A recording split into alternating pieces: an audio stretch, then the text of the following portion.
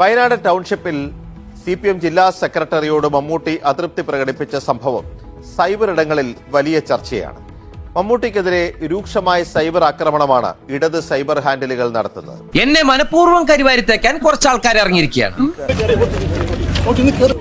കാണട്ടെ, ഒരു സഹകരിച്ചു കൊടുക്കുക, അതല്ലേ ശരി. അദ്ദേഹം ഒന്ന് കാണട്ടെ, ഒരു സഹകരിച്ചു കൊടുക്കുക, അതല്ലേ ശരി.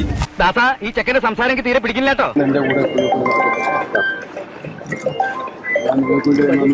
ചോദ്യം ചോദിച്ച ഒറ്റ തൊഴി വെച്ചേരും, സ്ലാങ് പറയും, അപ്പൊ കേട്ടാ മതി. അയ്യോ, അങ്ങനെ പറഞ്ഞൂടാ, പിന്നെ ഞാൻ എന്തിനു വന്ന? മമ്മൂക്ക ചൂരൽമല സന്ദർശിച്ചു.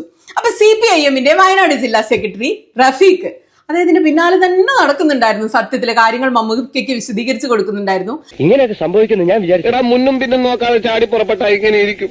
റഫീഖിന്റെ ശരീരഭാഷ എന്ന് പറയുന്ന ആവശ്യമില്ലാത്തത്ര ബഹുമാനവും ഭവ്യതയും ഒക്കെ ഉണ്ടായിരുന്നേ. എന്തിനാണ് ശരിക്കും ഈ അടിമത്തത്തിന്റെ കാര്യം? രാഷ്ട്രീയക്കാർ എന്തിനാണ് ഇത്ര വലിയ ഭവ്യത കാണിക്കുന്നത് സിനിമാക്കാരോട്? എന്റെ തടി ചീത്തയായാലും നീ നല്ല പേരെടുത്തല്ല, അത് മതി. വളരെ മോശമായിപ്പോയി.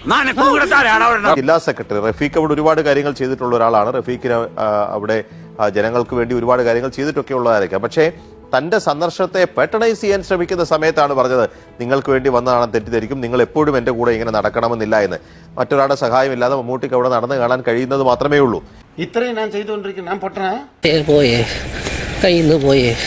അത് ചെയ്തതിൽ എന്താണ് തെറ്റെന്ന് നമുക്ക് മനസ്സിലാകുന്നില്ല. മാത്രമല്ല മമ്മൂട്ടി പറഞ്ഞ സോഷ്യൽ ക്യാപിറ്റലാണ്, ഇത് ജനങ്ങളുടെ പണമാണെന്ന് പറഞ്ഞതിൽ എന്താണ് തെറ്റ്? 773 കോടി രൂപയാണ് മുഖ്യമന്ത്രിയുടെ ദുരിതാശ്വാസ നിധിയിലേക്ക് വയനാട് പുനരധിവാസത്തിന് വേണ്ടി ജനങ്ങൾ നൽകിയത്. ഒരു ലാഭത്ത് സംഭവിച്ച ആളുകൾക്ക് വേണ്ടി സംഭാവന ചെയ്തുണ്ടാക്കി ഇത് ജനങ്ങളുടേതാണ്. അപ്പോൾ നമ്മുടെ ജനങ്ങളുടെ മനസ്സാണ് ഈ കാണുന്നത്. കേരളത്തിലെ ജനങ്ങളിൽ നിന്ന് പിരിച്ച കാശാണല്ലോ സർക്കാർ കൊടുക്കുന്നത്. ഓ, നമുക്ക് കിട്ടുന്ന വെച്ചല്ലേ ജനങ്ങൾ അല്ല, അത് നമുക്കറിയില്ല. നീ എന്നെ ചതിക്കുകയായിരുന്നു, ഞാൻ പതുങ്ങിയിരിക്കുകയായിരുന്നു. സ്വാമിയെ നിന്നെ അങ്ങനെ അങ്ങ് പോയാലോ.